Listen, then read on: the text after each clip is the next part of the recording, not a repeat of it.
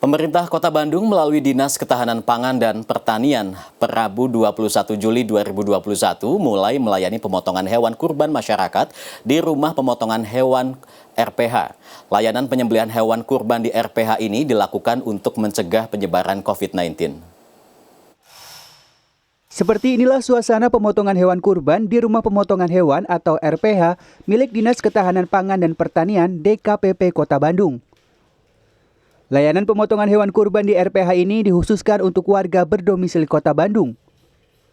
Berbeda dengan tahun sebelumnya yang digelar selama 4 hari, tahun ini hanya berlangsung selama 3 hari, yakni dari tanggal 21, 22, dan 23 Juli 2021 atau pada hari tasyrik. Pemotongan hewan kurban di RPH ini mengacu pada Surat Edaran Menteri Agama nomor 17 tahun 2021. Di hari pertama, mayoritas hewan yang dipotong adalah sapi. Sekitar 170 ekor sapi dipotong di 2 RPH, yakni RPH Ciroyom dan RPH Cirangrang. Jumlah tersebut sudah sesuai dengan kuota harian. Pasalnya, di tengah pandemi COVID-19, kapasitas pemotongan dibatasi 50%, yakni 90 ekor dari 170 ekor per RPH dalam kondisi normal. Jadi kalau dibandingkan data 2020 itu jumlah yang dipotong selama 4 hari itu 170 ekor. Nah sekarang ini 170 ekor itu sudah terpenuhi di hari pertama. Jadi kelihatannya memang betul sekarang masyarakat yang menggunakan jasa rumah potong hewan lebih banyak lagi. Walaupun secara jumlah keseluruhan hewan yang dikurbankan mungkin tahun ini penurunannya cukup signifikan.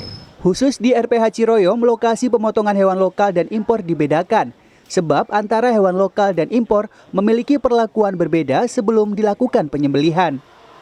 Baik sebelum atau sesudah dipotong, setiap hewan diperiksa kondisi kesehatannya oleh dokter hewan. Pemeriksaan ini dilakukan untuk memastikan kondisi daging dan jeroan layak konsumsi. Di hari pertama ini sih ditemukan ada 2 macam kasus ya, ada itu cacing hati dan ada di paru-paru, tapi itu nggak banyak sih. Nah biasanya kalau ada cacing hati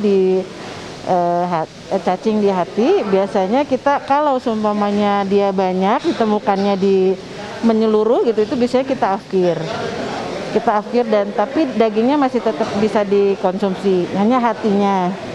Sama halnya kayak paru-paru, itu kita afkir juga kalau ada ditemukan perkejuan atau Di RPH ini petugas hanya melayani penyembelihan sampai pencacahan atau karkas.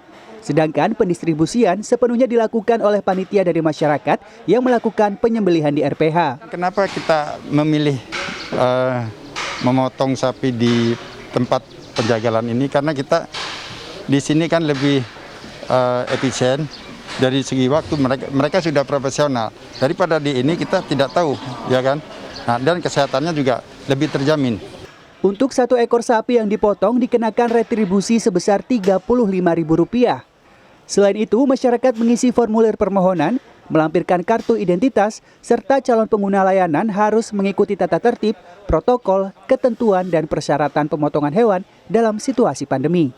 Layanan penyembelihan hewan kurban di RPH seperti ini menjadi salah satu upaya untuk mengantisipasi penyebaran COVID-19. Pasalnya, pelaksanaan Idul Adha 2021 masih di tengah pandemi COVID-19. Meski begitu, layanan ini nampaknya masih belum dimaksimalkan oleh masyarakat karena tak sedikit masyarakat yang masih memilih menyembelih hewan kurban di wilayahnya masing-masing. Zai Ul Haq, Rizky Rahadian, Bandung, Jawa Barat.